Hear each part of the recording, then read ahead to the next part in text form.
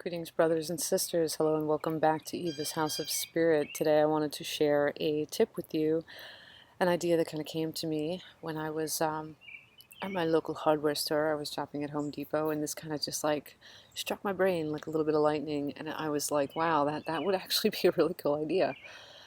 I was in the lumber aisle, and I happened to be in the area where the shims were sold, and I saw this little packet of Cedar Shims. They were super cheap. They were like $1 and change, something like that. And I thought to myself, I could use that in work. And I thought I would share the two ideas I have for you. Mainly it has to do with smudging.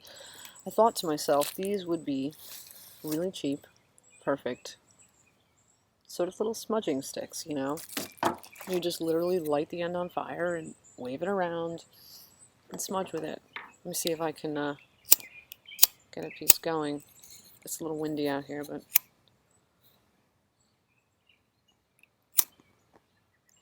now it's not going to want to light for me. If you're indoors, this would probably work better. Let me just kind of get it going.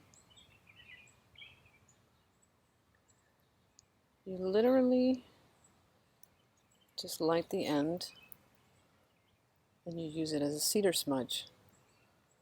You know? Super cheap, super convenient. Normally you go to metaphysical shops and you pay a lot of money for smudge materials. Cedar is excellent for cleansing, for driving away negative influences. So, yeah, if you want to do like a cedar smudge, or if you want to combine it with sage, you could do like a cedar and sage sort of smudge. Go to like your Home Depot, or if you have another sort of local hardware store in the area, go pick up a little packet. Oh, I had that upside down. Go pick up a little packet of Cedar Shims, and you can use them as a smudge. You could probably even use a box cutter and whittle shavings if you want to sprinkle them onto a charcoal briquette. If you do your sage that, not your sage, if you do your smudge that way, if you sprinkle your herbs onto a little charcoal briquette in a little holder, you could whittle, be careful of course, little shavings, and you could kind of mix it with sage or with another, if you want to do like maybe cedar and sweetgrass, or maybe cedar and palo santo, or like something else like that to cleanse your atmosphere. You can do something of that sort.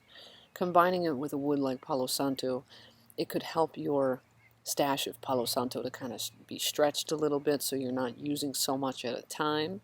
You know, I am big on sort of conserving your resources, stretching them to go further. So if you sort of made a blend of maybe cedar and palo santo, that would be a good way to cleanse your spaces without using as much of your palo santo.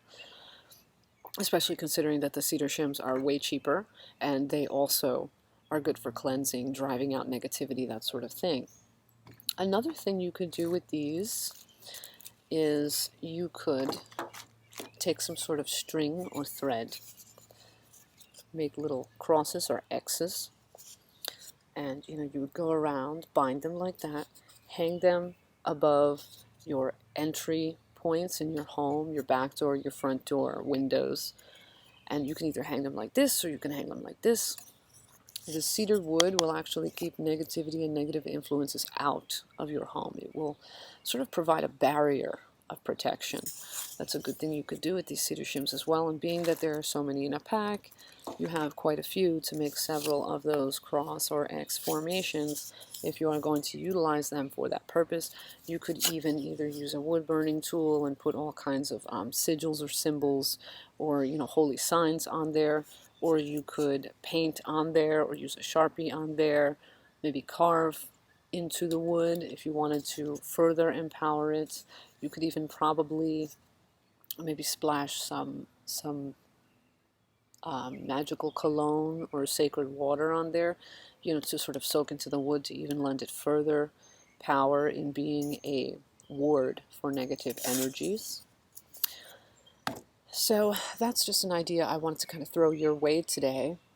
I thought, being that this sort of came to me out of the blue, looking at these little cedar sticks going, what can I use this for? I can definitely use this I wanted to share that because I know that a lot of you have lives, things cost money, a lot of you have, kids or families or whatever going on that, you really got to watch your spending, and it's not easy. So little helpful tips like this can be helpful.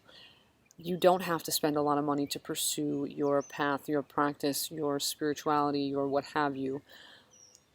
It's not like there were always metaphysical stores, around to kind of sell people these products. I think we sometimes get a little wrapped up in the whole consumer thing, that we're sort of, it's drummed into us, you need this, you need this, you need this, that we think that, oh, that would be lovely, I want that, I want that, I want that. And there's nothing wrong with acquiring tools and ingredients that you're drawn to. If you have the money and you like that sort of thing, that's great.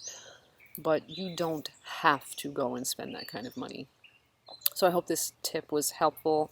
If you can think of any other ways in which these little cedar shims can be used, please comment them below, because sharing is an important part of furthering our own journey and each other's journey. We share, we learn, we grow from one another.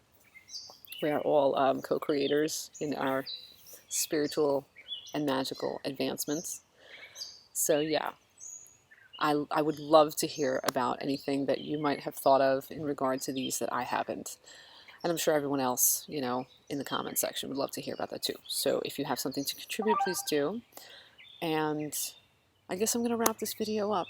Until next time, I'm going to tell you all, I wish you all blessed be in Ashe. And yeah, you all stay awesome, and bye-bye for now.